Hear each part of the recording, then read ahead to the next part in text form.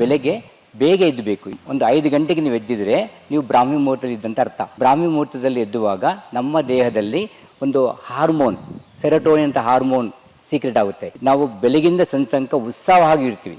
ಅದಕ್ಕೆ ಕಾರಣ serotonin hormone.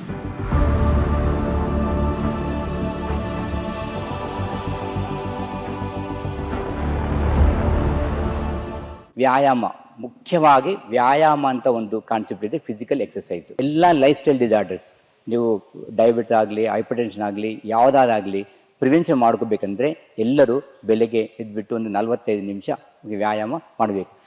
ನಮಸ್ತೆ, ನನ್ನ ಹೆಸರು ಡಾಕ್ಟರ್ ಪಿ ಸುಧಾಕರ್ ರೆಡ್ಡಿ.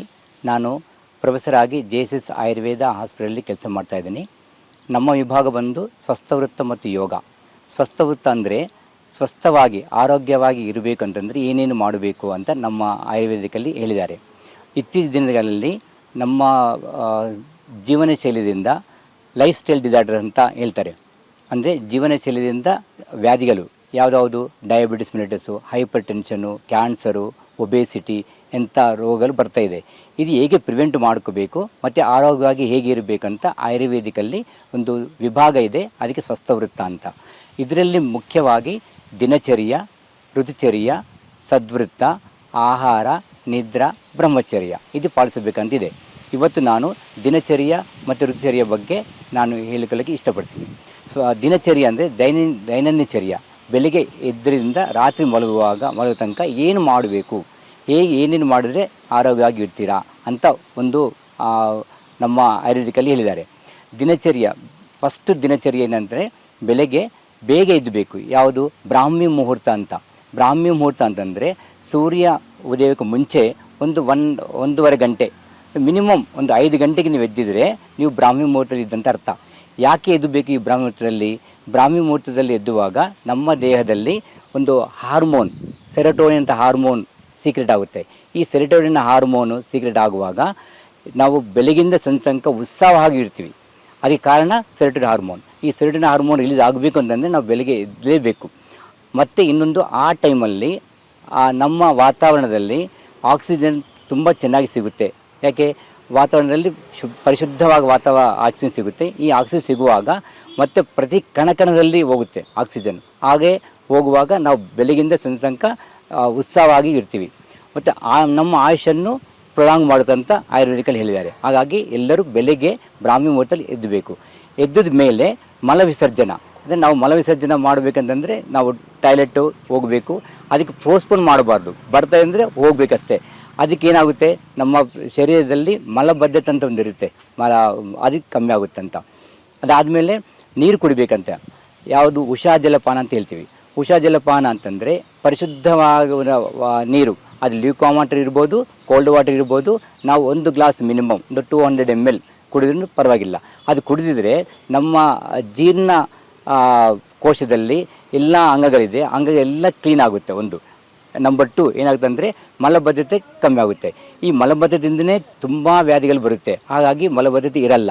ಮತ್ತು ಇನ್ನೊಂದು ಏನಂದರೆ ಆಯುಷು ಜಾಸ್ತಿ ಆಗುತ್ತೆ. ಸೊ ಹಾಗಾಗಿ ಬೆಳಗ್ಗೆ ಎದ್ದ ತಕ್ಷಣ 1 ಲೋಟ ನೀರು ಕುಡಿಬೇಕು.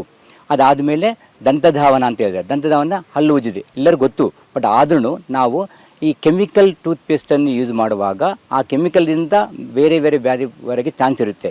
ಹಾಗಾಗಿ ಆಯುರ್ವೇದಿಕಲ್ಲಿ ತ್ರಿಫಲ, ತ್ರಿಜಾತಕ, ತ್ರಿಕಟು ಅಂತ ಪದಾರ್ಥಗಳಿದೆ. ಆ ಪೌಡರ್, ಆ ಚೂರ್ಣಗಳನ್ನು ನಾವು ಜೇನುತುಪ್ಪದಲ್ಲಿ ಮಿಕ್ಸ್ ಮಾಡಿಬಿಟ್ಟು ಹಲ್ಲುಜ್ಜಬೇಕು. ಇದು ಹೇಳಿದ್ದಾರೆ. ಇದು ನಮ್ಗೆ ಆಗಲ್ಲ ಅಂತಂದರೆ ಆಯುರ್ವೇದಿಕ್ ಟೂತ್ಪೇಸ್ಟ್ ಮಾರ್ಕೆಟ್ ಅವೈಲೇಬಲ್ ಇದ್ದರೆ ಅದು ಯೂಸ್ ಮಾಡಿದ್ರೂ ಪರವಾಗಿಲ್ಲ. ಯಾಕೆಂದರೆ ಆಯುರ್ವೇದಿಕ್ ಟೂತ್ಪೇಸ್ಟಿಂದ ನಮ್ಮ ಹಲ್ಲುಗಳು ತುಂಬ ಶಕ್ತಿವಂತವಾಗಿರುತ್ತೆ. ಆಮೇಲೆ ಮಸೂಡಗಳನ್ನು ಶಕ್ತಿವಂತವಾಗಿರುತ್ತೆ. ಇನ್ನೊಂದು ಬಾಯಿ ಆರೋಗ್ಯ ಚೆನ್ನಾಗಿರುತ್ತೆ. ಇದು ನಮ್ಮ ದಂತಧಾವನ ಅಂತ. ಇದಾದಮೇಲೆ ಕಬಲ ಗಂಡೂಷ ಅಂತ ಹೇಳಿದ್ದಾರೆ. ಕಬಲ ಗಂಡೂಷ ಅಂತ ಏನಂತಂದರೆ ಗಾರ್ಗ್ಲಿಂಗ್, ನೀವು ಕೇಳಿರ್ಬೋದು. ಆಯಿಲ್ ಪುಲ್ಲಿಂಗ್ ಅಂತ ಈ ಒಂದು ಕಾನ್ಸೆಪ್ಟ್ ಇದೆ. ಆಯುರ್ವೇದಿಕಲ್ಲಿ ಏನಿದೆ ಅಂದರೆ ಒಂದು ಎಣ್ಣೆ ಆಗಲಿ, ಯಾವುದು ಎಣ್ಣೆ ಆಗಲಿ ನಾವು ಬಾಯಲ್ಲಿ ಇಟ್ಟುಕೊಂಡು ಒಂದು 5 ನಿಮಿಷ ಇಟ್ಕೊಂಡ್ರೆ ಸಾಕು. ಅದು ಗಂಡೂಷ ಅಂತ ಹೇಳ್ತಾರೆ. ಅದಾದಮೇಲೆ ಏನು ಮಾಡಬೇಕಂದ್ರೆ ಗಾರ್ಗ್ಲಿಂಗ್ ಮಾಡಬೇಕು. ಆ ಗಾರ್ಗ್ಲಿಂಗ್ ಮಾಡುವಾಗ ನಮ್ಮ ಹಲ್ಲುಗಳು ಮತ್ತು ಮಸೂಡಗಳು ಎಲ್ಲ ಸ್ಟ್ರೆಂತ್ ಆಗಿ ನಮ್ಮ ಬಾಯಿ ಆರೋಗ್ಯನ ಕಾಪಾಡುತ್ತೆ. ಇದು ಗಂಡೂಷ ಕಬಲ. ಇದಾದಮೇಲೆ ನಮ್ಮ ಹೇಳಿದ್ದಾರೆ ಇನ್ನೊಂದು ಅಂಜನ ಕರ್ಮ ಅಂತ. ಅಂಜನ ಅಂದರೆ ಕಣ್ಣುಗಳು. ಈ ಕಣ್ಣುಗಳು ಚೆನ್ನಾಗಿರಬೇಕು, ಕಣ್ಣಿಗೆ ರೋಗ ಬರಬಾರ್ದು ಅಂತಂದರೆ ಅಂಜನ ಅಂತ ಹೇಳ್ತಾರೆ. ಇದರಲ್ಲಿ ನಮ್ಮ ಆ, ಮನೆಯಲ್ಲೇ ಒಂದು ಅಂಜನ ಪ್ರಕ್ರಿಯೆ ಮಾಡ್ಕೋಬೋದು. ಜಪ ಜಪ ಪುಷ್ಪ ಇಲ್ಲ ಬಾದಾಮಿಂದ ಮಾಡಿಕೊಂಡು ಮನೆಯಲ್ಲೇ ಮಾಡ್ಕೋಬೋದು. ಇದು ಕಣ್ಣುಗೋಲಿಗೋಸ್ಕರ. ಅದಾದಮೇಲೆ ನಾವು ನಸ್ಯಕರ್ಮ ಅಂತ ಪ್ರತಿಮರ್ಶ ನಸ್ಯ ಅಂತಿದೆ.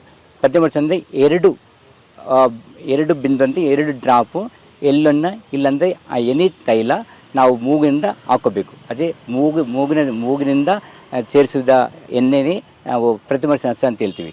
2 ಡ್ರಾಪು ಬೆಳಗ್ಗೆ ರಾತ್ರಿ 2 ಟೈಮ್ ಮಾಡಿಕೊಂಡು ನಮ್ಮ ಇದರಿಂದ ಕಿವಿ, ಮೂಗು ಮತ್ತು ಬಾಯಿಯ ಆರೋಗ್ಯನೂ ಚೆನ್ನಾಗಿರುತ್ತೆ. ಆಮೇಲೆ ನೆಗಡಿ ಕೆಮ್ಮಲು ಫ್ರೀಕ್ವೆಂಟ್ ಆಗಿ ಬರಲ್ಲ. ಇದೇ ಪ್ರತಿಮರ್ಶ ನಸ್ಯ ಅಂತ. ಬೆಳಗ್ಗೆನೂ ಮಾಡ್ಬೋದು, ರಾತ್ರಿ ಮಾಡ್ಬೋದು. 2 ಡ್ರಾಪು ಮೂಗಿಂದ ಹಾಕೋಬೇಕು. ಇದಾದಮೇಲೆ ನಮಗೆ ಮುಖ್ಯವಾಗಿದ್ದರಿಂದ ಅಭ್ಯಂಗ ಅಂದರೆ ಎಣ್ಣೆ ಮಸಾಜ್ ಅಂತ ಹೇಳ್ತೀವಿ. ಎಣ್ಣೆ ಮಸಾಜ್ ಅಂತ. ಈ ಎಣ್ಣೆ ಮಸಾಜು ಫುಲ್ ಬಾಡಿ ಮಾಡೋಕ್ಕೆ ಆಗಲ್ಲ ಅಂತಂದ್ರೂ ಮಿನಿಮಮ್ ನಮ್ಮ ತಲೆ, ಕಿವಿ ಮತ್ತು ಪಾದಾಭ್ಯಂಗ ಇದಕ್ಕೂ ಒಂದು ಎಳ್ಳೆಣ್ಣೆ ಆಗ್ಬೋದು, ಅಶ್ವಗಂಧ ತೈಲ ಆಗ್ಬೋದು, ಎನಿ ಮೆಡಿಕೇಟ್ ಆಯುರ್ವೇದಿಕ್ ತೈಲ ಆಗ್ಬೋದು. ಇದು ಮಾಡಿಕೊಂಡ್ರೆ ಸ್ಕಿನ್ ಪ್ರೊಟೆಕ್ಷನ್ ಮಾಡುತ್ತೆ. ಸ್ಕಿನ್ ಆರೋಗ್ಯವಾಗಿದ್ದರೆ ನಮ್ಗೆ ತುಂಬ ಕಾಯಿಲೆಗಳು ಪ್ರಿವೆಂಟ್ ಆಗುತ್ತೆ ಅಂದರೆ ಅದೊಂದು. ಇನ್ನೊಂದು ನಮ್ಮ ಕೇಶ ಸೌಂದರ್ಯಕ್ಕೆ, ಕೇಶ ವೃದ್ಧಿಗೆ ನಮ್ಮ ತೈಲಾಭ್ಯಂಗ ಯೂಸ್ ಆಗುತ್ತೆ. ಇದನ್ನು ಹೇಳಿದ್ದಾರೆ. ಪಾದಾಭ್ಯಂಗ, ಪಾದಕ್ಕೆ ಎಣ್ಣೆ ಹಚ್ಚುವುದೆಂದರೆ ಒಳ್ಳೆ ನಿದ್ದೆ ಬರುತ್ತೆ ಒಂದು. ಇನ್ನೊಂದು ಪಾದದಲ್ಲಿ ಕ್ರ್ಯಾಕ್ಸ್ ಇರಲ್ಲ, ಅದನ್ನು ಪ್ರಿವೆಂಟ್ ಆಗುತ್ತೆ. ಇದು ಪಾದಾಭ್ಯಂಗ. ಕರ್ಣಪೂರಣ, ಕಿವಿಯಲ್ಲಿ ಎಣ್ಣೆ ಇಟ್ಕೊಳ್ಳೋದು ಮತ್ತು ತಲೆಗೆ. ಇದಾದಮೇಲೆ ವ್ಯಾಯಾಮ, ಮುಖ್ಯವಾಗಿ ವ್ಯಾಯಾಮ ಅಂತ ಒಂದು ಕಾನ್ಸೆಪ್ಟ್ ಇದೆ, ಫಿಸಿಕಲ್ ಎಕ್ಸಸೈಸು. ಎಲ್ಲರೂ ಬೆಳಗ್ಗೆ ಎದ್ದುಬಿಟ್ಟು ಒಂದು 35 to 45 ಮಿನಿಟ್ಸು ವ್ಯಾಯಾಮ ಮಾಡಿದರೆ ನಮ್ಮ ಶರೀರದಲ್ಲಿ ರಕ್ತ ಸಂಚಾರ ಚೆನ್ನಾಗಾಗುತ್ತೆ ಮತ್ತು ಫಿಸಿಕಲ್ ಸ್ಟ್ರೆಂತು, ಮೆಂಟಲ್ ಸ್ಟ್ರೆಂತು ಚೆನ್ನಾಗಿರುತ್ತೆ ಅಂತ ಆಯುರ್ವೇದಿಕಲ್ಲಿ ಹೇಳಿದ್ದಾರೆ. ಇನ್ನೊಂದೇನೆಂದರೆ ನಮ್ಮ ಎಲ್ಲ ಲೈಫ್ ಸ್ಟೈಲ್ ಡಿಸಾರ್ಡರ್ಸ್, ನೀವು ಡಯಾಬಿಟಿಸ್ ಆಗಲಿ, ಹೈಪರ್ಟೆನ್ಷನ್ ಆಗಲಿ, ಯಾವುದಾದಾಗಲಿ ಪ್ರಿವೆನ್ಷನ್ ಮಾಡ್ಕೋಬೇಕಂದ್ರೆ ಎಲ್ಲರೂ ಬೆಳಗ್ಗೆ ಎದ್ದುಬಿಟ್ಟು ಒಂದು 45 ನಿಮಿಷ ವ್ಯಾಯಾಮ ಮಾಡಬೇಕು. ವ್ಯಾಯಾಮನೂ ಅರ್ಧ ಶಕ್ತಿಯಿಂದ ಮಾಡಬೇಕಂತ ಹೇಳಿದ್ದಾರೆ ಆಯುರ್ವೇದಿಕಲ್ಲಿ. ಅರ್ಧ ಶಕ್ತಿ ಅಂದರೆ ಏನು? ದೇಹ ಪೂರ್ಣವಾಗಿ ದೇಹವನ್ನು ಒಂದು ಟೈರ್ಡ್ನೆಸ್ ಬರುತ್ತೆ, ನಮಗೆ ಸುಸ್ತಾಗುತ್ತೆ. ಆ ಸುಸ್ತಾಗುವಾಗ ನಾವು ವ್ಯಾಯಾಮ ನಿಲ್ಲಿಸಬೇಕು. ಅದಕ್ಕಿಂತ ಮೀರಿ ಮಾಡಿದರೆ ಮತ್ತೆ ಕಷ್ಟ ಆಗುತ್ತೆ. ಹಾಗಾಗಿ ನಮಗೆ ದೇಹ ಸುಸ್ತಾಗ್ತಾಯಿದೆ ಅಂದರೆ ಅದು ನಮಗೆ ಅರ್ಧ ಶಕ್ತಿ ಅಂತ ಅರ್ಥ. ಅಲ್ಲಿಗೆ ನಿಲ್ಲಿಸ್ಬೇಕು ನಾವು. ಇದರಿಂದ ರೋಗ ನಿರೋಧಕ ಶಕ್ತಿ ಅಂದರೆ ಇಮ್ಯುನಿಟಿ ಪವರ್ ಜಾಸ್ತಿ ಆಗುತ್ತೆ. ಇದು ವ್ಯಾಯಾಮ. ವ್ಯಾಯಾಮ ಆದಮೇಲೆ ಸ್ನಾನ ಮಾಡಬೇಕು. ಸ್ನಾನ ನಮಗೆ ಗೊತ್ತಿದ್ದಾಗೇ 2 ಟೈಮ್ ಬಾರಿ ಸ್ನಾನ ಮಾಡೋನು ಪರವಾಗಿಲ್ಲ. ಈ ಸ್ನಾನದಿಂದ ಮುಖ್ಯವಾಗಿ ಇದು ಪವಿತ್ರತ, ಇದು ಒಂದು ನಮಗೆ ಸ್ಪಿರಿಚುವಲ್ ಆಸ್ಪೆಕ್ಟು, ಒಂದು ಆಸ್ಪೀಸಿಯಸ್ಸು. ಇನ್ನೊಂದು ಈ ಸ್ಕಿನ್ನನ್ನು ಸ್ವಚ್ಛದಾಗಿ ಇಡುತ್ತೆ ಮತ್ತು ನಮ್ಮ ರಕ್ತ ಸರಫರಾನು ಚೆನ್ನಾಗಾಗುತ್ತೆ. ಅದು ಸ್ನಾನ. ಇದಾದಮೇಲೆ ಅವ್ರು ಹೇಳಿದ್ದಾರೆ ಇನ್ನೊಂದು ಸ್ನಾನ ಆದಮೇಲೆ ಆಹಾರ, ಭೋಜನ ಅಂದರೆ ನಾನು ಒಂದೇ ಪ್ರಿನ್ಸಿಪಲ್ ಹೇಳ್ತೀನಿ, ಹೇಗೆ ಊಟ ಮಾಡಬೇಕು, ಎಷ್ಟು ಊಟ ಮಾಡಬೇಕು, ಯಾವಾಗ ಊಟ ಮಾಡಬೇಕು ಅಂತ ಆಯುರ್ವೇದಿಕಲ್ಲಿ ಚೆನ್ನಾಗಿ ಹೇಳ್ಕೊಟ್ಟಿದ್ದಾರೆ. ಇದೆಲ್ಲ ಫಾಲೋ ಮಾಡಿದರೆ ನಮ್ಮ ಆರೋಗ್ಯ ಚೆನ್ನಾಗಿರುತ್ತೆ. ಅದಾದಮೇಲೆ ಹೇಳ್ತಾರವರು ಈ ದಿನಚರಿಯ ಬಗ್ಗೆ ಮಾತ್ರ ಅಲ್ಲ, ಇನ್ನೊಂದು ಋತುಚರ್ಯ ಅಂತ. ಋತು ಅಂದರೆ ಕಾಲ, ಈ ಸೀಸನ್ಸ್ ಇದೆ ನಮ್ಗೆ ಗೊತ್ತಿದ್ದಾವೆ. ಯಾಕಂದರೆ ಆಯುರ್ವೇದ ಪ್ರಕಾರ 6 ಋತುಗಳಿದೆ. ವಸಂತ ಋತು, ಗ್ರೀಷ್ಮ ಋತು, ಶರದ್ ಋತು, ಪ್ರೌಢ ಋತು, ವರ್ಷ ಋತು ಅಂತ 6 ಋತುಗಳಿದೆ. ಈ ಋತುಚರ್ಯ ಯಾಕೆಂದರೆ ಈ ವಾತಾವರಣದಲ್ಲಿ ಸ್ವಲ್ಪ ಏರುಪೇರು ಆಗುವಾಗ ನಮ್ಮ ಬಾಡಿಯಲ್ಲಿ ದೋಷಾಸ ಇರುತ್ತೆ, ವಾತಪಿತ್ತ ಕಫ. ಈ ವಾತಪಿತ್ತ ಕಫನೂ ಏರುಪೇರಾಗುತ್ತೆ. ಇದರಿಂದ ನಮಗೆ ಆರೋಗ್ಯ ಕೆಟ್ಟವಾಗ್ಬೋದು. ಹಾಗಾಗಿ ಈ ಋತು ಅನುಸಾರ ನಾವು ಏನೇನು ಮಾಡಬೇಕಂದ್ರೂ ಆಯುರ್ವೇದ ಹೇಳಿದ್ದಾರೆ. ಒಂದು ಆಹಾರ, ಯಾವ ಋತುವಲ್ಲಿ ಏನು ಆಹಾರ ತಿನ್ಬೋದು, ಯಾವ ಋತುವಲ್ಲಿ ಈ ಅಭ್ಯಂಗ ಮಾಡ್ಕೋಬೋದು, ವ್ಯಾಯಾಮ ಜಾಸ್ತಿ ಮಾಡ್ಕೋಬೋದು ಅಂತ. ಉದಾಹರಣೆಗೆ ಹೇಳ್ತೀನಿ, ಹೇಮಂತ ಶಿಶಿರ ಅಂದರೆ ನವಂಬರ್, ಡಿಸೆಂಬರ್, ಜನವರಿ, ಫೆಬ್ರವರಿಯಲ್ಲಿ ನಮ್ಗೆ ಗೊತ್ತಿದ್ದಂಗೆ ತುಂಬ ಶೀತಕಾಲ, ತುಂಬ ಚಳಿ ಇರುತ್ತೆ. ಈ ಚಳಿಗಾಲದಲ್ಲಿ ಅಗ್ನಿ ಜಾಸ್ತಿ ಇರುತ್ತೆ. ಅಗ್ನಿ ಜಾಸ್ತಿ ಇರುವಾಗ ಒಳ್ಳೆಯ ಊಟ ಮಾಡಬೇಕು. ಇಲ್ಲಂತಂದರೆ ನಮ್ಮ ಶಕ್ತಿ ಕಮ್ಮಿ ಆಗುತ್ತೆ. ಮತ್ತು ಈ ಕಾಲದಲ್ಲಿ ಶಕ್ತಿ ಚೆನ್ನಾಗಿರುತ್ತೆ. ಹಾಗಾಗಿ ನಾವು ವ್ಯಾಯಾಮ ಮಾಡಬೇಕು. ಈ ವ್ಯಾಯಾಮ ಅಂತೂ ಕಂಪಲ್ಸರಿ ಮಾಡಲೇಬೇಕು. ಇದರಲ್ಲಿ ಆ ವ್ಯಾಯಾಮ ಮಾಡುವಾಗ ನಮ್ಮ ಶರೀರಕ್ಕೆ ಒಂದು ಶಕ್ತಿ ಬರುತ್ತೆ, ರೋಗ ನಿರೋಧಕ ಶಕ್ತಿ ಇಂಪ್ರೂವ್ ಆಗುತ್ತೆ. ಈಗ ಗ್ರೀಷ್ಮ ಋತು ಅಂದರೆ ಬೇಸಿಗೆ ಕಾಲ, ನಮಗೆ ಗೊತ್ತಿದ್ದಂತೆ ಬೇಸಿಗೆ ಕಾಲ ನಮ್ಮ ದೇಹದ ಶಕ್ತಿ ಕಮ್ಮಿ ಆಗುತ್ತೆ. ಈ ದೇಹದ ಶಕ್ತಿ ಕಮ್ಮಿ ಆಗುವಾಗ ಏನು ಮಾಡಬೇಕು? ನೀರಾಂಶವನ್ನು ಜಾಸ್ತಿ ಕುಡಿಬೇಕು ಒಂದು. ಮತ್ತು ಹಗಲೊತ್ತು ನಿದ್ದೆ ಮಾಡ್ಬೋದು. ಯಾಕೆಂದರೆ ಆ ಮಧ್ಯಾಹ್ನ ಊಟ ಆದಮೇಲೆ ಒಂದು 1 ಅವರ್ ಮಿನಿಮಮ್ ಮಲ್ಕೋಬೋದು. ಯಾಕೆಂದರೆ ಬೆಲೆಗೆ ಈ ಯಾವುದು ಸಮ್ಮರ್ ಸೀಸನಲ್ಲಿ ಡೇ ಟೈಮ್ ಜಾಸ್ತಿ ಇರುತ್ತೆ, ಹಾಗಾಗಿ ನಾವು ರಾತ್ರಿ ಹೊತ್ತು ಜಾಸ್ತಿ ಮಲಕ್ಕಾಗಲ್ಲ, ಹಾಗಾಗಿ ಅವರು ಹೇಳಿದ್ದಾರೆ. ಸೊ ಉಷ್ಣಾಂಶವನ್ನು ಮಾಡಬೇಕಂದ್ರೆ ಒಂದು ನಿದ್ದೆ ಮಾಡಬೇಕಂತ ಹೇಳ್ತಾ ಇದ್ದಾರೆ. ಅದೊಂದು. ಮತ್ತು ಇನ್ನೊಂದು ಕಾಲದಲ್ಲಿ ನಾವು ಮಳೆಕಾಲ ಇದೆ. ಈ ಮಳೆಕಾಲವನ್ನು ಏನೋ ಮಾಡಬೇಕು, ಮಳೆ ಬರುವಾಗ ನೀರಲ್ಲಿ ಪೊಲ್ಯೂಷನ್ ಆಗುತ್ತೆ, ಹಾಗಾಗಿ ನೀರನ್ನು ಬಿಸಿ ನೀರೇ ಕಾಯಿಸಿಬಿಟ್ಟು ಕುಡಿಬೇಕಂತ ಹೇಳ್ತಾರೆ. ಯಾಕಂದರೆ ಅದರಿಂದ ನಮ್ಮ ಕಲರ ಅಂದು ಮುಂತಾದ ಡಿಸೀಸೆಲ್ಲ ನಾವು ಪ್ರಿವೆಂಟ್ ಮಾಡ್ಬೋದು. ಇದು ಋತುಚರ್ಯ ಬಗ್ಗೆ. ಇನ್ನೊಂದು ಕಾನ್ಸೆಪ್ಟ್ ಋತುಸಂಧಿ ಅಂತ. ಋತುಸಂಧಿ ಅಂದರೆ ಒಂದು ಋತುಗೆ ಇನ್ನೊಂದು ಋತು ಮಧ್ಯದಲ್ಲಿ 14 ದಿನ ಕಾಲ. ಅಂದರೆ ಈಗ ಬರುವ ಋತು, ಈಗ ನಡೀತಾ ಇದ್ದ ಋತು, ಇದರಲ್ಲಿ ಲಾಸ್ಟ್ ಕೊನೆ 7 ದಿನ, ಬರುವಾಗ ಋತುವಿನ 7 ದಿನ, ಎರಡು ಸೇರಿ 14 ದಿನ ಆಗುತ್ತೆ. ಈ 14 ದಿನದಲ್ಲಿ there will be lot of changes in our body. Because ಆ ಕಾಲಕ್ಕೆ ಈ ಕಾಲಕ್ಕೆ ನಾವು ಹೋಗುವಾಗ ದೇಹದಲ್ಲಿ ದೋಷ ವ್ಯತ್ಯಾಸ ಇರುತ್ತೆ. ಈ ದೋಷದಿಂದ ವ್ಯತ್ಯಾಸ ಆಗುವಾಗ ನಮಗೂ ರೋಗಗಳು ಬರೋಕ್ಕೆ ಚಾನ್ಸ್ ಇರುತ್ತೆ. ಹಾಗಾಗಿ ಏನು ಮಾಡಬೇಕಂದ್ರೆ, ಈಗ ನಾವು ಕಮ್ಮಿಂಗ್ ಸೀಸನ್ ಏನೇನು ಮಾಡಬೇಕು ಅಂತಂದರೆ ಇಲ್ಲಿಂದ ಸ್ಟಾರ್ಟ್ ಮಾಡಬೇಕು. ಲಾಸ್ಟ್ ಕೊನೆ 7 ದಿನದಲ್ಲಿ ಸ್ಟಾರ್ಟ್ ಮಾಡಿದರೆ ನಾವು ಆ ಋತುಗೆ ಅನುಕೂಲವಾಗಿ ನಮ್ಮ ಶರೀರ ಇರುತ್ತೆ. ಹಾಗಾಗಿ ಋತುಸಂಧಿಚರ್ಯ ಅಂತ ಹೇಳಿದ್ದಾರೆ. ಸೊ ನಾನು ಇವಾಗ ತಿಳಿದಿದ್ದೀನಿ ದಿನಚರ್ಯ, ಋತುಚರ್ಯ, ಋತುಸಂಧಿ. ಇದಲ್ಲದೆ ಒಂದೊಂದು ಋತು ಶೋಧನ ಅಂತ ಹೇಳ್ತಾ ಇದ್ದಾರೆ. ನಾವೊಂದು ಸಿಂಬಲ್ ಕೊಟ್ಟಿದ್ದೀನಿ. ಯಾಕೆಂದರೆ ನಮ್ಮ ವೆಹಿಕಲ್ ಪರ್ಚೇಸ್ ಮಾಡ್ತೀವಿ. ವೆಹಿಕಲ್ ಪರ್ಚೇಸ್ ಮಾಡಿದ ಮೇಲೆ 6 ತಿಂಗಳಿಗೊಮ್ಮೆ ಸರ್ವಿಸ್ ಮಾಡಬೇಕಂತ ಅವ್ರು ಫೋನ್ ಮಾಡ್ತಾರೆ. ಅದೇ ಥರ ನಮ್ಮ ದೇಹದಲ್ಲಿ ಋತು ಅನುಸಾರ ಈಗ ನಾವು ಜಂಕ್ ಫುಡ್ ತಿಂತೀವಿ, ಏನೂ ತಿಂತೀವಿ, ಹಾಗಾಗಿ ಶರೀರದಲ್ಲಿ ಟಾಕ್ಸಿನ್ಸ್ ಸೇರಿಕೊಳ್ಳುತ್ತೆ. ಇದನ್ನು ನಾವು ಹೊರಗೆ ಹಾಕಬೇಕಂತಂದರೆ ನಮ್ಮ ಆಯುರ್ವೇದಿಕಲ್ಲಿ ಒಂದು ಪಂಚಕರ್ಮ ಅಂತಿದೆ.